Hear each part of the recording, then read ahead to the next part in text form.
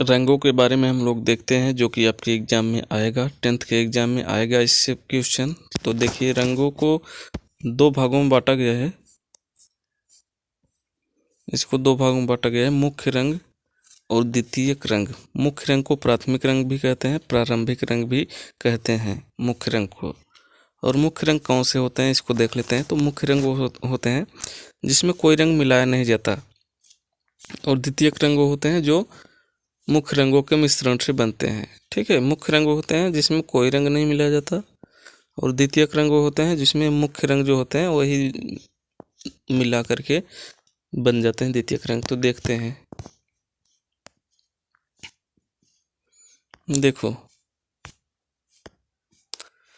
मुख्य रंग जो होते हैं इसमें कोई रंग नहीं मिलाया जाता, जिसमें होते हैं लाल, पीला, नीला, ये तीनों रंग मुख्य रंग हैं। जैसे लाल की बात करें तो इसमें कोई रंग नहीं मिलाया गया है, सिर्फ एक ही है इसमें लाल। पीला की बात करें तो इसमें सिर्फ पीला है, एक ही है। नीला में भी एक ही है, सिर्फ नीला। और द्वितीयक रंग जो है प्राथमिक रंगों को मिलाने से बनेंगे। जैसे लाल और पीला, लाल और पीला मिलाने से बन जाता है बैगनी, और नीला और पीला मिलाने से बन जाता है हरा, और पीला और लाल मिला देने से बन जाता है नारंगी। तो ये जो बन गए कलर, प्राथमिक रंगों को जो मिलाने से तीनों कलर बने हैं, यही तीनों कलर द्वितीयक रंग हैं। तो आपके एग्जाम में इससे कई क्वेश्चन इससे आ सकते हैं कि ऐसे भी आ सकता है कि इसमें कौन सा ऐसा रंग है जिसमें कोई रंग मिलाया नहीं जाता है। तो अगर इसमें से आते हैं क्वेश्चन, तो इसमें से कोई भी रंग आ रहा है तो इसमें किसी में नहीं मिलाया जाता है, न तो लाल में, न तो पीला में, न तो नीला में। अगर ऐसे आ गया, निम्नलिखित में से कौन सा ऐसा कलर है जिसमें जो दो रंगों के मिश्रण से बना है, तो इसमें से कोई भी दे सकता है, बैगनी भी दे सकता है, हरा भी, नारंगी भी, ये तीनों मिलाने से बने हैं। तो इसको याद रखिए, जैसे बैगनी बना है तो नीला और लाल मिलाने से बना है, हरा बना है पीला और नीला मिलाने से, और नारंगी बना है पीला और लाल को मिलाने से। इसको याद रखना है आपको, इससे क्वेश्चन आएंगे ही आएंगे। ठीक है, और आगे चलते हैं। हाँ, विरोधी रंग देख लेते हैं। विरोधी रंग किसे कहते हैं? तो विरोधी रंग वही होते हैं जो एक दूसरे के आमने सामने होते हैं। ठीक है, जैसे पीला के सामने बैगनी है तो बैगनी पीला का विरोधी है, और पीला बैगनी पीला का विरोधी है, पीला बैगनी का विरोधी है, एक दूसरे के विरोधी हैं।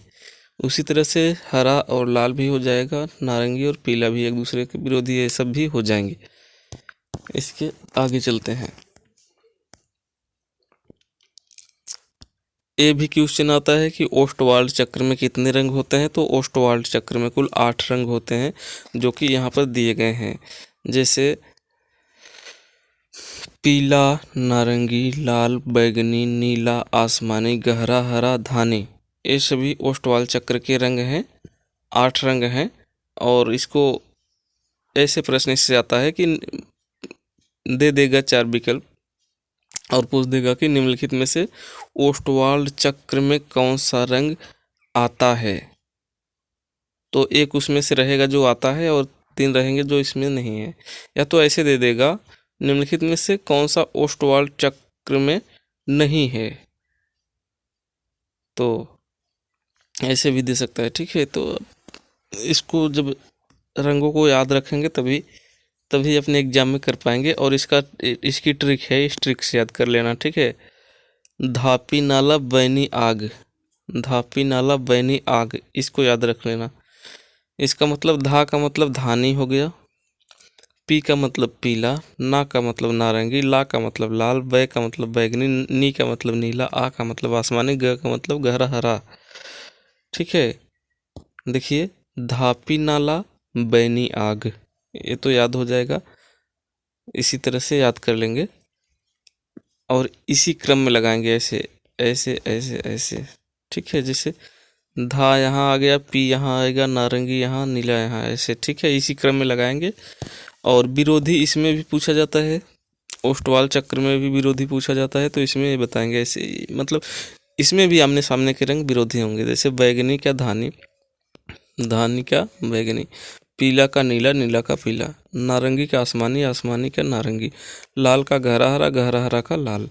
ऐसे याद करेंगे, मत याद नहीं, ये ट्रिक याद कर लेंगे। इसके बाद इस क्रम में लगा देंगे, एक दूसरे के सामने जो भी होंगे विरोधी होंगे, अगर ओस्टवाल्ड चक्र के अनुसार पूछता है तब। ठीक है, तो ये ट्रिक याद कर लेंगे तो सब हो जाएगा आपका हल, और इससे भी क्वेश्चन आते हैं। इसके बाद सहयोगी रंग या समान रंग। तो सहयोगी रंग या समान रंग होते हैं जो पास पास के तीन रंग होते हैं। जैसे देख लीजिए, पास पास के तीन रंग, जैसे नारंगी का सहयोगी कौन होगा? नारंगी के पास दो कौन है? पीला है, लाल है, तो ये हो गई सहयोगी। ठीक है, जैसे पीला का सहयोगी ये तीन हो गए।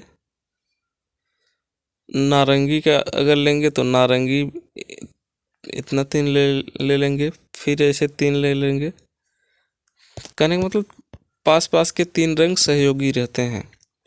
इसके बाद तटस्थ रंग आता है आपके एग्जाम में। तटस्थ रंग निम्नलिखित में से कौन से होते हैं? तो ये आपके एग्जाम में देता है और बार बार आता है। तो तटस्थ रंग कहें चाहे उदासीन रंग कहें, एक ही मतलब है। तो तटस्थ रंग दो होते हैं, काला और सफ़ेद। ठीक है, इसको याद रखेंगे, तटस्थ रंग में दो हैं। इसके बाद आता है रंग में गर्म रंग एक होता है, एक ठंडा रंग होता है। तो गर्म रंग को उष्ण रंग भी दे सकता है एग्जाम में, कि निम्नलिखित में से उष्ण रंग कौन है, या निम्नलिखित में से गर्म रंग कौन है। उष्ण और गर्म का मतलब एक ही चीज़ है, और ठंडा और शीतल का मतलब एक ही चीज़ है, चाहे जैसे पूछ सकता है, तो कंफ्यूज नहीं होना है आपको। तो गर्म रंग किसे कहते हैं? देखिए, जिस रंग में लाल रंग का प्रभाव होता है, किसका प्रभाव होता है? लाल रंग का प्रभाव जिस रंग में होता है वो सभी गर्म रंग होते हैं। तो लाल रंग में प्रभाव होता है ये पीला, लाल, नारंगी और बैगनी में। और ठंडा रंग किसे कहते हैं? तो जिसमें नीला का प्रभाव होता है, जिसमें नीले रंग का प्रभाव होता है। तो इसमें आ जाएगा नीला, हरा, आसमानी, धानी। जो नीला कलर दिखता है सभी ठंडा रंग हैं। और बैगनी ये नीला नहीं दिखता, इसमें लाल का अंश भी होता है। ठीक है, तो ये गर्म रंग है, और नीले का प्रभाव जिसमें है वो सभी ठंडा रंग है या शीतल रंग है। तो इसको याद रखिएगा। इसके बाद इंद्रधनुष आ जाता है। इंद्रधनुष भी आपके एग्जाम में पूछा जाता है कि इसमें कितने रंग होते हैं कुल। तो कुल 7 रंग होते हैं, जो कि यहाँ देख लेते हैं कौन कौन से हैं। तो लाल, नारंगी, पीला, हरा, नीला, जामुनी, बैगनी, ये सभी हैं इंद्रधनुष के 7 रंग। और इसको ट्रिक से याद कर लीजिए तो कभी नहीं भूलेंगे। तो बैजानीह पिनाला, बैजानीह पिनाला, ये ट्रिक याद कर लीजिए और नीचे से ऊपर के क्रम में लगा देना। ठीक है, बैगनी नीचे रहेगा, जामुनी, फिर नीला, पीला, नीला, हरा, पीला, नारंगी, लाल। तो इसी क्रम में लगा देंगे, बैजानीह पिनाला। इसको इस ट्रिक से याद कर लेंगे।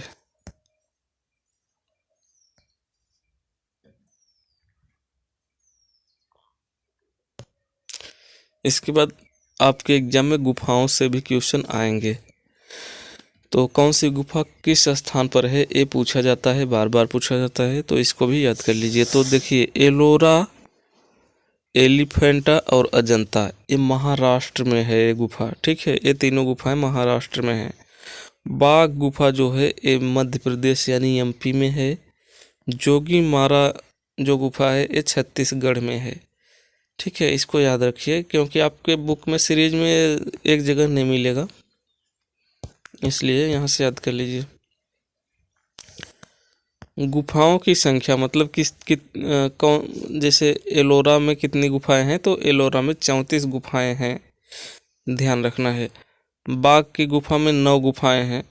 अजंता में 29 से 30 गुफा, कहीं 29 मिलता है कहीं 30 मिलता है, दोनों याद रखेंगे। तो इसमें से एक ही विकल्प आएगा आपको लगाने के लिए, या तो 29 देगा या तो 30 देगा।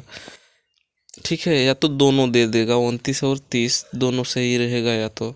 ठीक, तो इसको याद रखिएगा।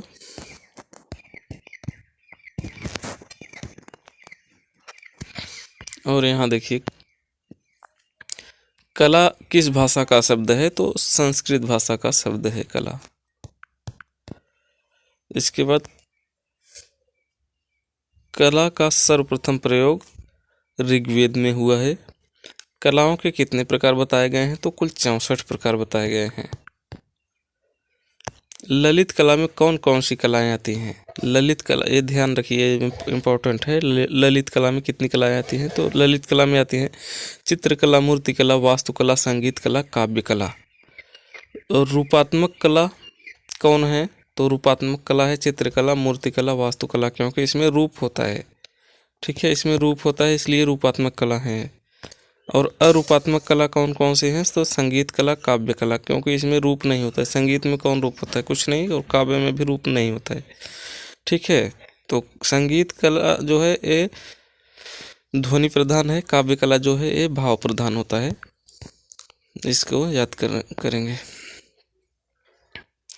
इसके बाद मूर्त कला में कौन कला आती है? मूर्त कला में रूपात्मक कलाएं आती हैं। ठीक है, चित्रकला, मूर्तिकला, वास्तुकला ये मूर्त कला है। और अमूर्त कला कौन सी है? तो संगीत कला और काव्य कला। कहने का मतलब अरूपात्मक कला अमूर्त कला कहलाती है। इसके बाद मुगल कालीन चित्रकला देखिए। मुगल कालीन चित्रकला, इसमें मुगल स्वर्ण, देखिए स्वर्ण युग जो है इम्पोर्टेंट है। इससे कई स्वर्ण, मतलब इस युग में कई स्वर्ण युग आएंगे, तो ध्यान रखिएगा। मुगल काल में चित्रकला का स्वर्ण युग, किसका? चित्रकला का स्वर्ण युग। तो जहांगीर के समय को कहा जाता है मुगल काल का स्वर्ण युग। सिर्फ मुगल काल का स्वर्ण युग अगर पूछा जाए तो शाहजहां के समय को कहा जाता है। ठीक है, चित्रकला का स्वर्ण युग जहांगीर के समय को। और देखिए मुगल स्थापत्य का स्वर्ण युग, स्थापत्य का स्वर्ण युग शाहजहां के समय को कहा जाता है। चित्रकला का उत्कर्ष काल जहांगीर के समय। ठीक है, इसके बाद मुगल काल में साहित्य व संगीत का स्वर्ण युग, साहित्य व संगीत का स्वर्ण युग अकबर के समय को। तो स्वर्ण युग, कई स्वर्ण युग आए हैं, तो इसको आप लिख कर याद करेंगे, सही रहेगा। ठीक है, तो मुगल चित्रकला का प्रारंभ किसके समय हुआ, या मुगल चित्रकला की नींव किसने रखी? तो किसके समय हुआ है? तो हुमायूं के समय से हुआ है। कहने का मतलब मुगल चित्रकला की नींव हुमायूं ने ही रखी थी, इन्हीं के समय से शुरू हुआ था मुगल चित्रकला। इसके बाद आ जाता है बंगाल शैली। बंगाल स्कूल के मार्गदर्शक या अग्रणी कौन थे? तो अवनींद्रनाथ टैगोर थे। आधुनिक भारतीय चित्रकला के पितामह हैं अवनींद्रनाथ टैगोर। इसके बाद आगे चलते हैं। भारतीय आधुनिक चित्रकला का आरंभ बंगाली स्कूल से हुआ है। रविंद्रनाथ टैगोर के चित्र किस शैली के हैं? तो आधुनिक शैली के हैं। इसके बाद आधुनिक चित्रकार देख लेते हैं। तो आधुनिक चित्रकार हैं राजा रवि वर्मा, असित कुमार हल्दर, के.एस. कुलकर्णी, N.S. बेंद्रे, के हेब्बर, अमृता शेरगिल, सत्येंद्रनाथ। इसके बाद मकबूल फिदा हुसैन। और इसमें से देखिए पद्मश्री और पद्म विभूषण मिला है के हेब्बर को। पद्मश्री, पद्म विभूषण, पद्मश्री, पद्म भूषण और पद्म विभूषण ये मिला है M.F. हुसैन, यानी मकबूल फिदा हुसैन को। और ये आधुनिक चित्रकार सभी हैं, इसको याद रखना है। तो आधुनिक चित्रकार जानते रहेंगे, यही सब आधुनिक चित्रकार हैं। ठीक है, इसके बाद बूंदी शैली को देख लेते हैं। तो बूंदी शैली का प्रमुख चित्रकार हैं सुरजन। बूंदी शैली को प्रोत्साहन मिला तो सामंत सिंह से। बूंदी शैली का उत्कर्ष काल उमेश सिंह के समय को माना जाता है। बूंदी शैली में किस रंग का अधिक प्रयोग हुआ है? तो सोना चांदी रंग का अधिक प्रयोग हुआ है। राजस्थानी शैली जो रंगों की सतरंगी आभा के लिए प्रसिद्ध है वो है बूंदी शैली। अब इसके बाद किशनगढ़ शैली, इससे भी क्वेश्चन आते हैं। किशनगढ़ शैली देखते हैं। तो किशनगढ़ शैली का संबंध राजस्थान से है। किशनगढ़ शैली का चित्रकार तो निहाल चंद, राधा यानी बनी ठनी का चित्र बनाने वाला चित्रकार हैं निहाल चंद, जो कि ए आ सकता है, इम्पॉर्टेंट है। किशनगढ़ शैली के संस्थापक नागरीदास हैं। किशनगढ़ शैली के लघु चित्र शैली की स्थापना करने वाले तो सामंत सिंह। तो यही था। अगर अच्छा लगा हो तो इस चैनल को सब्सक्राइब कर सकते हैं। धन्यवाद।